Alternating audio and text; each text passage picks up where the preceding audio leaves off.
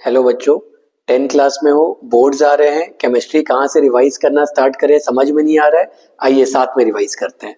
Chapter 1 का नाम है केमिकल रिएक्शंस एंड इक्वेशंस। उसमें सबसे इंपॉर्टेंट टॉपिक है types of chemical reaction. First type है कॉम्बिनेशन रिएक्शन।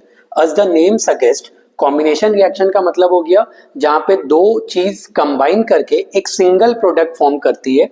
तो प्रोडक्ट साइड में सिंगल प्रोडक्ट दिखेगा, रिएक्टेंट साइड में दो या दो से ज्यादा रिएक्टेंट्स हो सकते हैं। तो इस तरह से आप कॉम्बिनेशन रिएक्शन को पहचान सकते हो।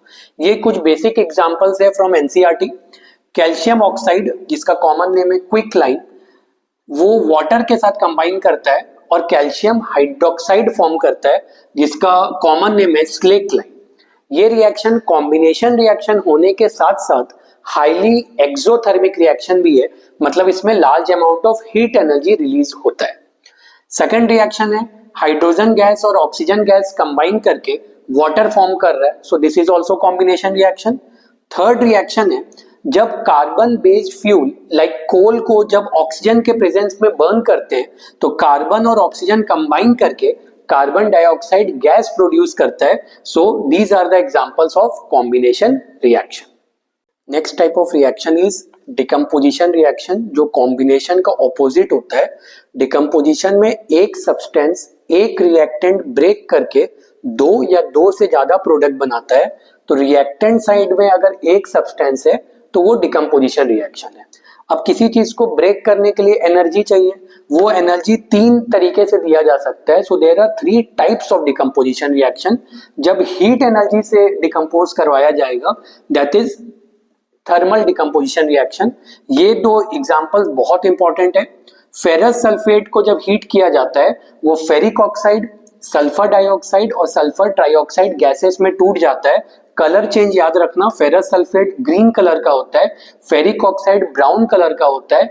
ये दोनों गैसेस कलरलेस होते हैं, बट इनसे बर्निंग सल्फर का स्मेल आता है, विच इज सिमिलर टू जैसा टायर जलता है ना, वैसा स्मेल।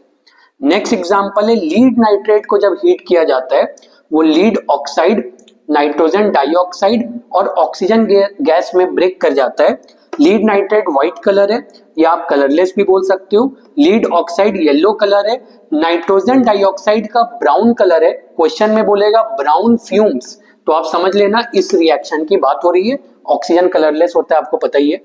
नेक्स्ट है इलेक्ट्रोलाइसिस। यहाँ पे इलेक्ट्रिक करंट पास करके डिकम्पोजिशन रिएक्शन करवाया जाएगा। ये सबसे इजी रिएक्शन है। वाटर के थ्रू जब इलेक्ट्रिक करंट पास करते हैं वो हाइड्रोजन गैस और ऑक्सीजन गैस में ब्रेक कर जाता है। नेक्स्ट है सनलाइट जब दे के डिकम्पोजिशन रिएक्शन करवाया जाता है उसको फोटोलाइसिस बोलते हैं। ये रिएक्शन बहुत इंपॉर्टेंट है।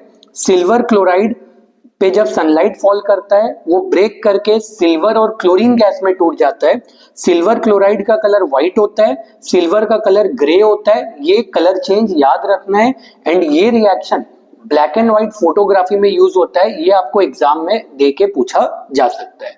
मिलते हैं नेक्स्ट वीडियो में, तब तक आप एनसीईआरटी से अच्छे से रिवाइज करिए। Bye bye.